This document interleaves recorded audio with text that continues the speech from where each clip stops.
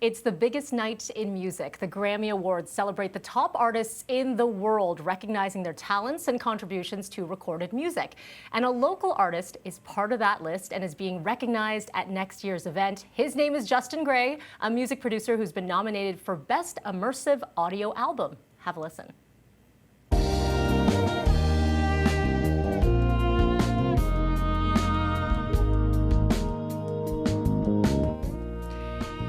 And Justin Gray joins us now. This song, Illuminate, from your album, Immerse. This is amazing. This is very soothing. Welcome to City News 24/7. Thank you for having me. I want to start by saying congratulations to you. You gave me a little bit of tidbit of information before we came up here. The first Canadian to be nominated in this category, is that right? Absolutely. It's the first Canadian project, and myself and one of the producers, Drew Jureka, who you just saw playing violin, we're the first Canadians nominated in this category. Very good. Congrats. Tell me where you were when you found out you got the nomination. So I was at Humber Polytechnic, which is where I'm a professor of music. It's also where I went to school many, many years ago for music.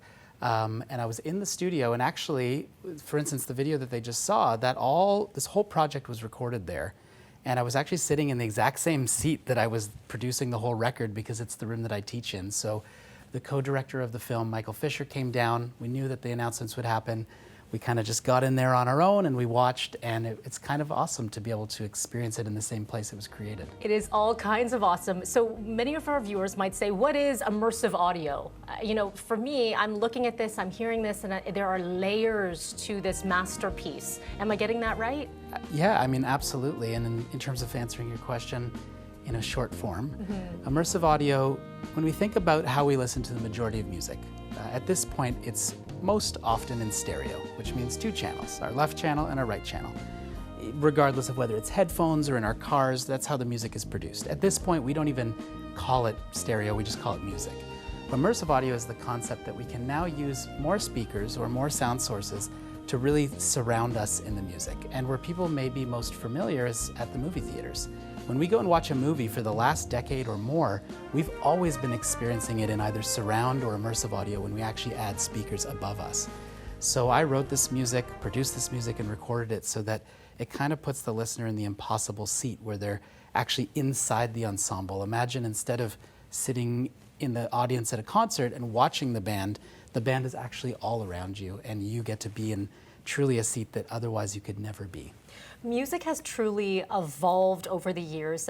Something we were also talking about is to be immersed in it. You are actually leaving for Europe, then you're going to the United States. You're doing, what do you call them, like a cinema type screening with the music, so you really do turn off everything and just be involved in it. Absolutely. How does that work? When I started creating this project, I always imagined the idea of using a movie theater as a place where we could, gather as listeners and experience the album.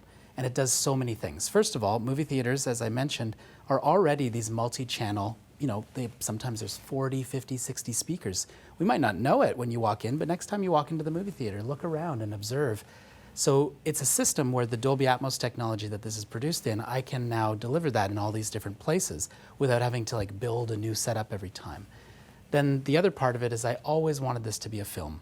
And so every aspect of this project, I work with my co-director, Michael Fisher, and we captured the whole thing and created an entire cinematic film that accompanies it. Most of it, we're seeing the musicians perform, but there's some dance performances.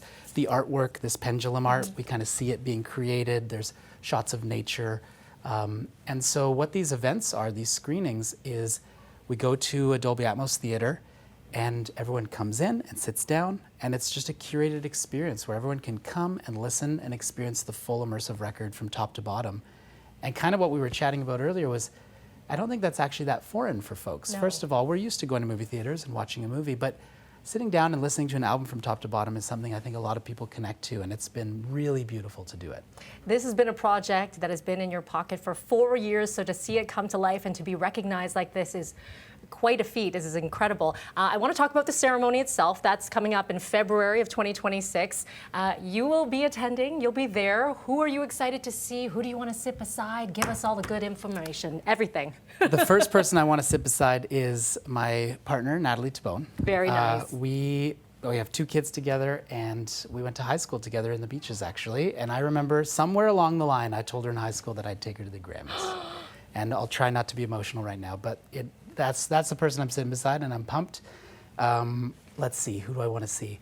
I would love to see some of my favorite jazz musicians. If I could run into some of my favorites would be, you know, John Patitucci and Brian Blade. I know they're up for a record.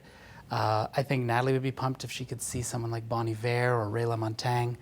But I also want to see fellow nominees, Laila Bialy, who's up for a Grammy this year, and all of my colleagues. One of the things I love about the Recording Academy, which is the Grammy organization, you know, this is a worldwide network of people. And so at that event, it's not just the stars who would be awesome to connect with, but it's just colleagues, it's friends, it's people that, you know, we're always working, so we rarely get to be in the same room together. So I think basically whoever I'm with, it's going to be a good time. Music really brings people together, especially at a time like this. We need it. We should let you know that the Grammys are on February 1st, 2026. Your website, let's give it a shout out if people want to listen, learn more about you, Justin. Absolutely. So you can visit Justin Gray Sound, and that's Gray, so justingraysound.com. There's a page dedicated to the Immersed record, and also, you know, my work as an engineer. You can learn all about the musicians that I get to work with. Awesome. Congrats and good luck to you. We'll be watching. Thank you very much.